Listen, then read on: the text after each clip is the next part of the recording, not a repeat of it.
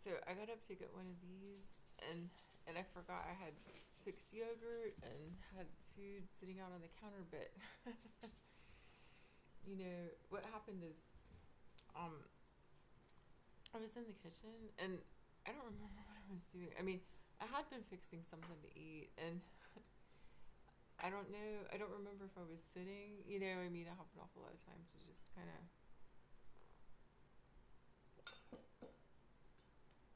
sit. All right. That's not something a person should envy. All right. So, but I don't remember.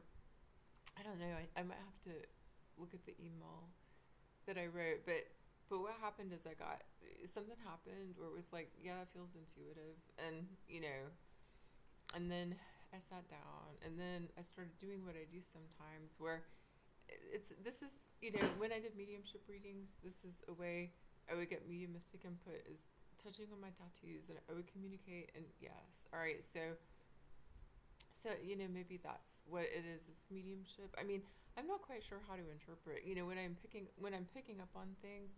I mean, sometimes when it's burning on my ink, it's like I don't really quite think that's mediumship. But when it's touching, when it's itching, when it's pinpricks, I don't think it's mediumship. To me, mediumship is just real quiet, but and real gentle. But I get some real strong sensations on my ink, you know, about concerning things, and and I got up to get a cookie, and then I saw, oh wow, I have a bunch of food that I haven't eaten. Instead, I've been writing about I feel burning here and itching there, and now it's burning here and itching there, and and it really does. I mean, I think that it makes a picture. I do, and am I still learning to interpret that? I mean, perhaps what I know is this: there are places on my body, on my ink, and if it were somewhere else on my body, then I think it would be there perhaps too. Is it significant that it's on a particular place on my body, or is it what it is?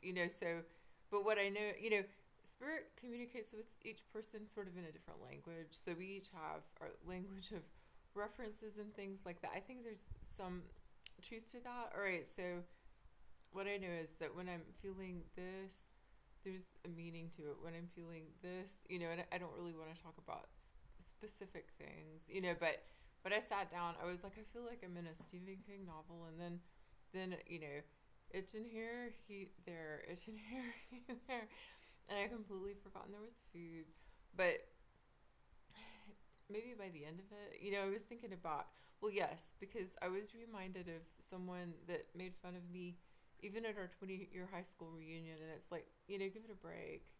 And I think about what's the most embarrassing thing a person has ever called you, and I don't want to talk about that really. But when people make fun, it's like, are you ever going to outgrow that? And I think about that particular classmate and, you know, seeing him drinking at a bar afterwards and just seeing if he wanted to talk and he just wanted to drink. And, well, I didn't understand why people wanted to be like that. I don't understand why people want to exclude, why people want to make fun of, why people want to gossip and slander and all that. I don't understand that. And it goes on at any age at all. I mean, some people never outgrow it. But when we're thinking about young people, and is it worse in these times? I mean, there's a question, but you know, I don't know. I don't know what to say except that even now, I am sure I would get derision, and well, I can't let it bother me. And I also have no desire to be insulting in response, but I don't understand it. I mean, do you have a crush on me? Is that what you're trying to tell me? I mean, have you since high school? That's okay. I think you're kind of cute too. I mean, is it that or you just like being a bully? You know, uh, I'm not really sure. And maybe he doesn't know. So he is cute to me. But I think about when kids get on the bandwagon with each other and someone becomes a person to make fun of, a person to put down. And they might not completely understand that they're doing that. I mean, I am not trying to make excuses for people, but these sort of group behaviors, I mean, I just think that it's not real bright when anyone does that of any age. Putting down a person or people, and that's aggression. And it's people deriving a feeling of power from aggression, including slander, including gossip. But yeah, so, um, it's kind of funny when I think about that classmate and I think, yeah, he's kind of cute. Well, do I really need to sort of, I mean, it's not like a big crush or anything, but he's kind of cute to me. But do I actually need to protect myself because he only is a bully towards me? There's a little bit of friendliness in there, but it was always making fun. And when kids can tease each other like that, that's like some of what, I mean, that could be called kind of kissing cousins, I think. It's that kind of behavior. But, you know, I don't know. Do I need to know? I do wonder sometimes. I mean, we can all keep a little bit of teenager in us, but also we can grow up some and try to behave a little more like adults in some ways. But I don't know. Do different parts of people get stuck in those years sometimes? Different things happen. Their disappointments, their hurts, things like that. And yeah, I think a person can get stuck in some ways, perhaps. I mean, I don't know. But anyway, yeah. So, um, I mean, thinking about children, thinking about teenagers, there's even with teenagers, the ability for a teenager to self-defend when that teenager is being bullied and things like that. I mean, some teenagers are more sensitive than others, and there's really not, I mean, some kids are kind of tough and they just don't care, or they at least act like they don't care. They might. You know. I mean, I do really like attitude, and I think I think about in a 10th grade classroom when I was long-term subbing physical science, and there were girls who were in a little group, maybe clique kind of thing, and they all kind of looked alike, and I can really tell them apart, and then, and then their classmate who had a job after school and who, not like them, just went off on them.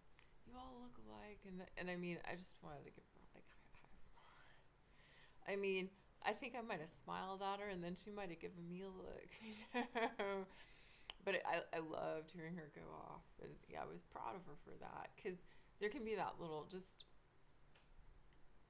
cowardly behavior, emotionally, interpersonally, things like that. But yeah, so making fun at any age, it isn't okay. It's not okay to do it to adults. It's not okay to do it to children.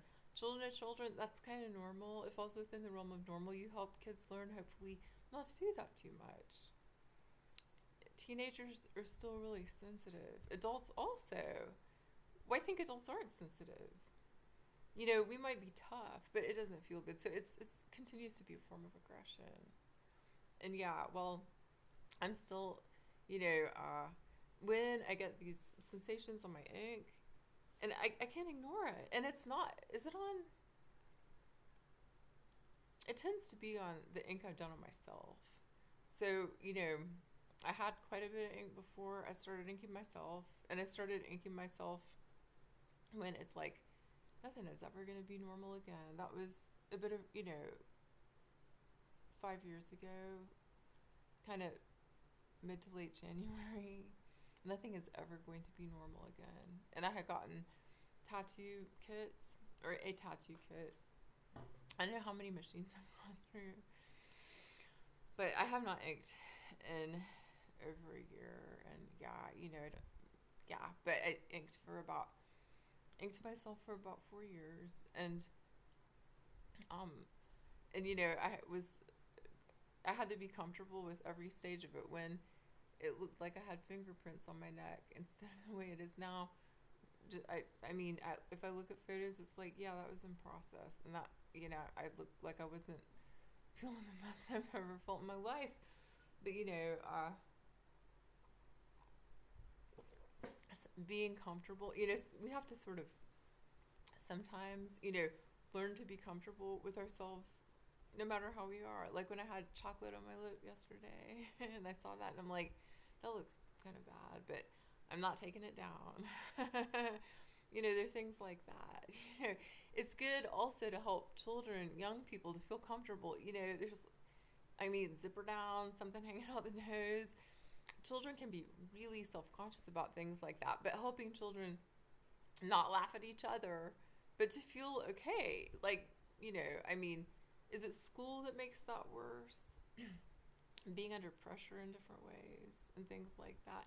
But what I was going to say is, there are certain places where it's like, there's something serious. There's something serious. And do I want to stay in the air? There's something serious that could happen. And I keep saying this, and I don't know how many videos I've said this now, the past several days. But I really have to believe it's possible to stop these things from happening. When something happens anyway, it's like, all right, where is the ball being dropped? And what needs to be in place to prevent that? And I know so many things are so far gone, but really, when you think about, if we're talking about school and you think about school and you think about all the adults in a school and you think about the fact, okay, there might be a kid, sometimes it's kids who are really good students and something changes or you just don't know what's going on. But if in a school, if you have one adult that a child trusts, one adult, a child, teenager that a kid likes, okay, then, that can be enough to prevent some bad things from happening. There's a whole lot that can go on. There's just, like I said, a whole bunch. And maybe everybody knows this. There's just so much that goes on that teachers don't catch, that no one catches, that parents don't catch. But I really think it's possible. And do I want to blame when things happen? No, I think it's really important not to blame. I think it's also really important not to call kids evil. When a kid does something, that is adults forgetting. Either adults never knew what it was like to be a teenager in a whole lot of distress, or they've forgotten. And so even when it looks like, even when a kid is doing theatrics on social media and things like that, that's a kid in distress. So what needs to be in place? To say, hey, you really, I know you think you're going to feel real good when you do that, but you're not. And so let's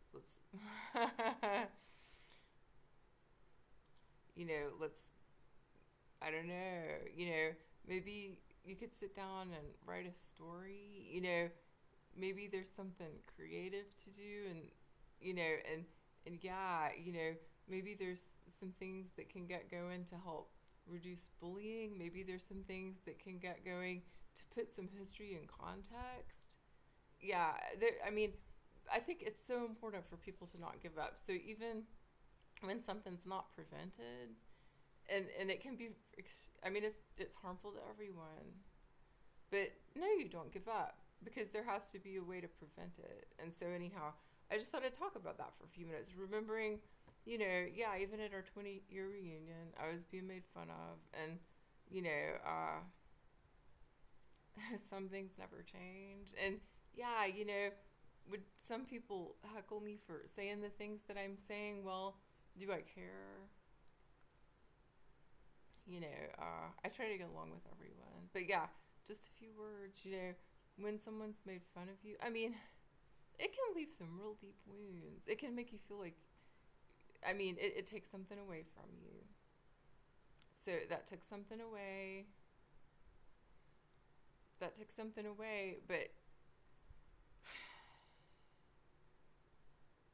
where did that come from? That came from weakness. So that came from weakness. when you were made fun of, that wasn't your weakness. Yeah, well, yeah, just some words.